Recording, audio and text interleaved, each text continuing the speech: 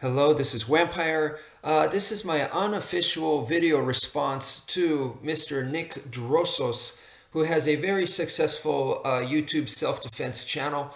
And the video in particular was the one where it was called The Three Biggest Mistakes That People Make in a Street Fight. And his big three was number one was the people that are not aware. So the lack of awareness, right?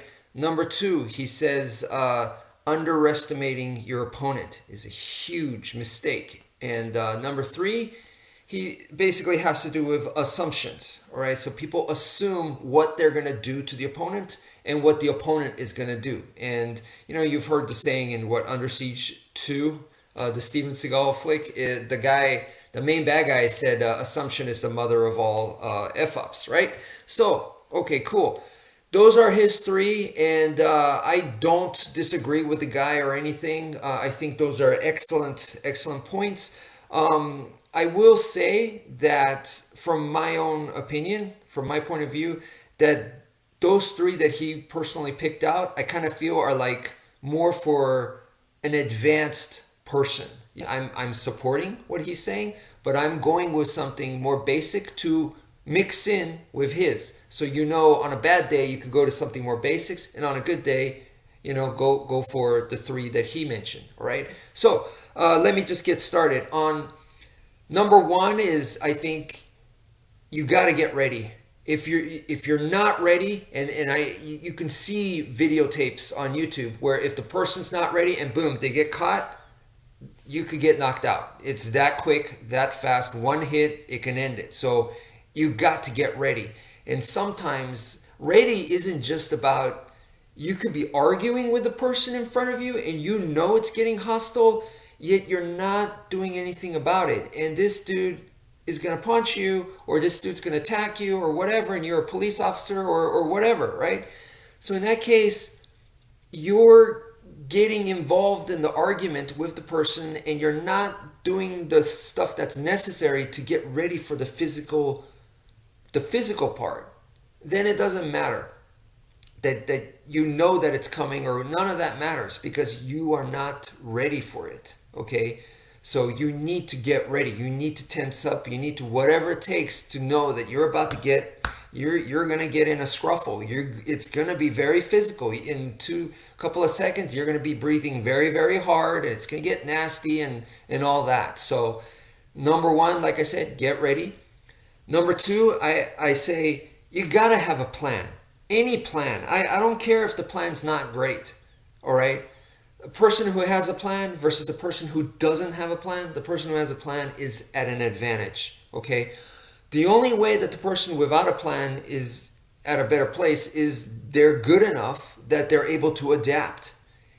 But from my martial arts training, I know that adapting is a higher skill level. That means you're good. The fact that you can adapt and you could go in with no mind, what we call mushin in martial arts, and you're like Zen, and you could just go with whatever and adapt and flow. That means you're super, super good. So for the average person, though, that's very difficult to do, or maybe you have an opportunity, but it's very short. It's very quick. So in that case, have a plan. That's what I recommend, especially if you're not used to this kind of stuff. And I think most of us are not used to street fighting, we are not used to physical altercations. Then you got to have some sort of plan, man. And then number three, the third one I say is you need to commit. So the people that mess up are the ones that, they're not ready, and the shot comes out of nowhere to them because they just weren't ready, and they get hit, and that might end it right there. The other thing is, like I said, they don't have a plan. So even though they go, oh crap, I know I'm in a bad situation, they don't know what to do. So that's number two.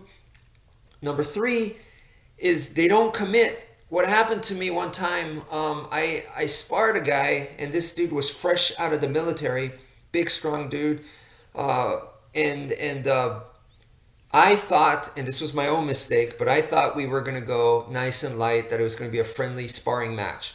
Well, no, this dude was the kind of person that turns it up to 120, percent. So he came at me full force and threw me onto the floor.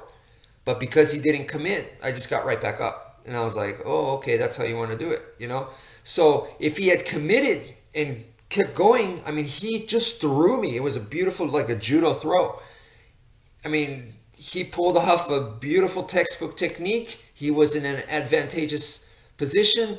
If he had followed up, if he didn't hesitate, he could have taken advantage of that because he just landed an awesome throw. So you got to commit, whether you want to run, you know, so you're trying to run and get away from this guy and you trip, all right, crawl and keep going to run. Pull yourself out, run, push off the floor, whatever it takes, and then keep running. If that's your plan and that's what you're gonna do, then commit to it. Okay. If you want to do a double leg takedown, that's what you want to do. He pushes you off. Okay. He throws you against the fence. Keep going. That's all you got. You know. If you're at a higher level, yeah, you adapt. You go, okay, that didn't work. Let me see if I could do something better. Okay, if you're at a higher level and you're that relaxed and you have that kind of ability, sure. If not, just keep go. Don't stop. He shrugged you off. Keep running back. Grab his arm. Whatever. Get to the legs. You know. So those are my three. Okay, so that's it for now. Thank you for watching and take care, folks.